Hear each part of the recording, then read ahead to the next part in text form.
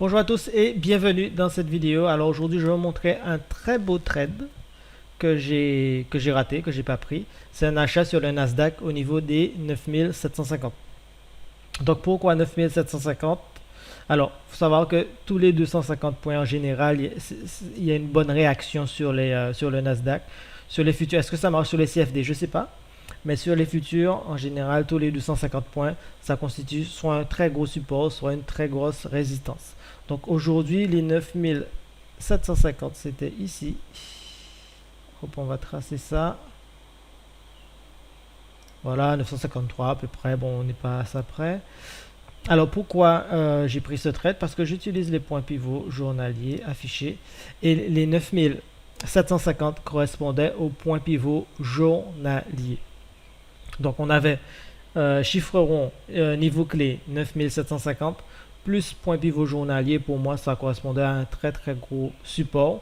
Donc j'attendais que le marché redescende dessus puis repasse à la hausse. Bon, j'y étais pas devant mes écrans, donc j'ai raté cette opportunité là.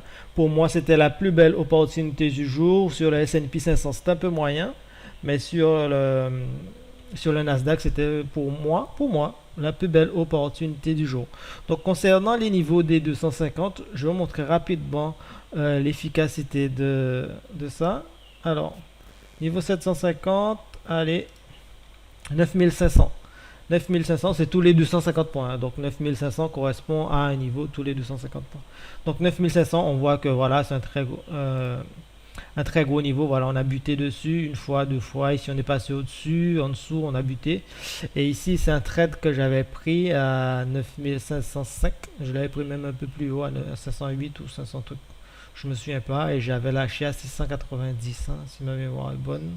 Là, voilà, j'avais tradé le niveau des 9500 et j'étais sorti un peu ici.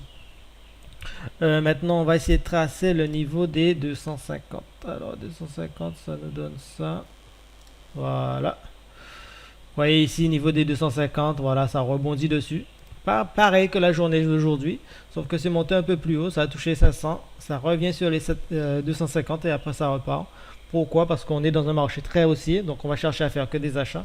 Donc ici, c'était vraiment un très beau niveau. D'autant plus si cette journée, c'était la journée du vendredi 22 mai. Si le 22 mai,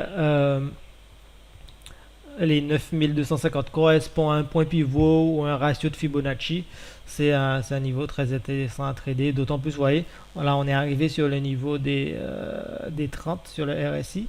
Non, là c'est le niveau des 25 sur le RSI. Donc si vous tradez avec le RSI, ça peut être très très très intéressant. Donc voilà, c'était pour vous montrer aujourd'hui le petit trade, très beau trade que j'ai raté. Bon, je serais sans doute pas resté jusqu'en haut comme ça. J'aurais même pas pris 850, je pense. Je serais sorti au niveau des 828. Ça aurait fait un trade à 80 points. 80 points sur les futurs à peu près. Là, on est sur le mini. Sur le mini, je crois que c'est 2 euros le point. Donc 80 points, vous faites le calcul. Vous achetez 10 lots, 20 lots, 30 lots.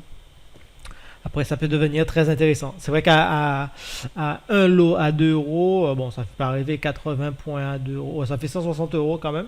Bon, c'est intéressant, mais si vous prenez 10 lots, ça devient beaucoup plus intéressant. Voilà, j'espère que vous avez aimé. N'oubliez pas de liker, partager si ça vous a plu. Et je vous dis à bientôt. Ciao.